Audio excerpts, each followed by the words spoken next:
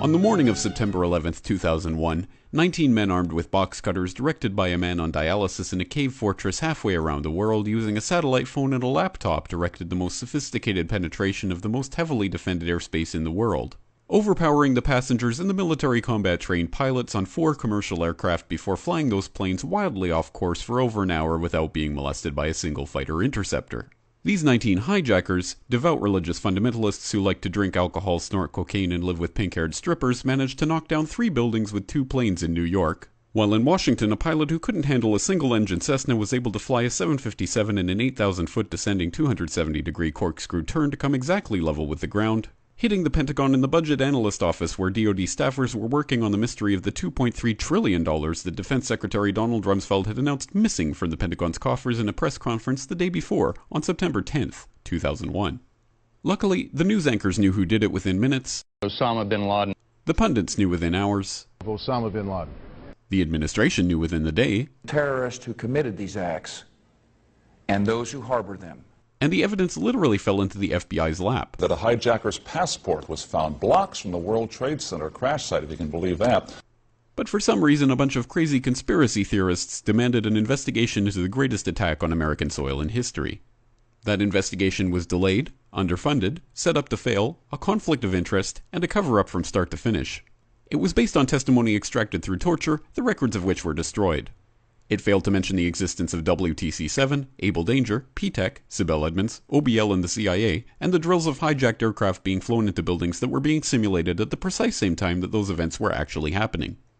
It was lied to by the Pentagon, the CIA, the Bush administration, and as for Bush and Cheney, well, no one knows what they told it because they testified in secret, off the record, not under oath, and behind closed doors. It didn't bother to look at who funded the attacks because that question is ultimately of little practical significance.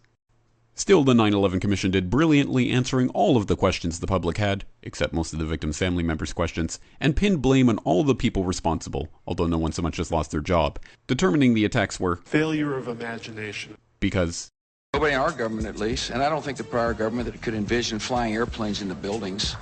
Except the Pentagon, FEMA, NORAD, and the NRO.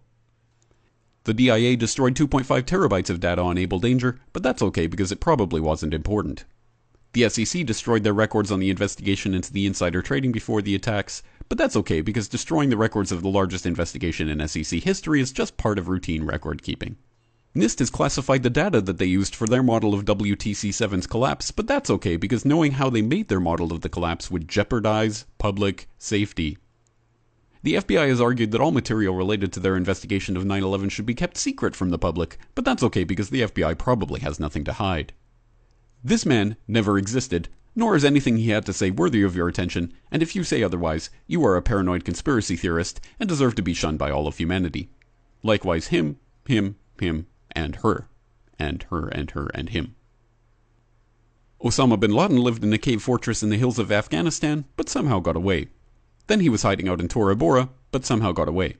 Then he lived in Abbottabad for years, taunting the most comprehensive intelligence dragnet employing the most sophisticated technology in the history of the world for a decade, releasing video after video with complete impunity and getting younger and younger as he did so, before finally being found in a daring SEAL team raid which wasn't recorded on video, in which he didn't resist or use his wife as a human shield, and in which these crack special forces operatives panicked and killed this unarmed man, supposedly the best source of intelligence about those dastardly terrorists on the entire planet. Then they dumped his body in the ocean before telling anyone about it.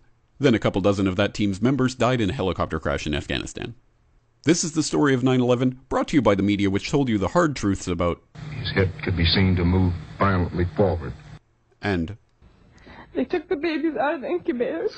And mobile production facilities.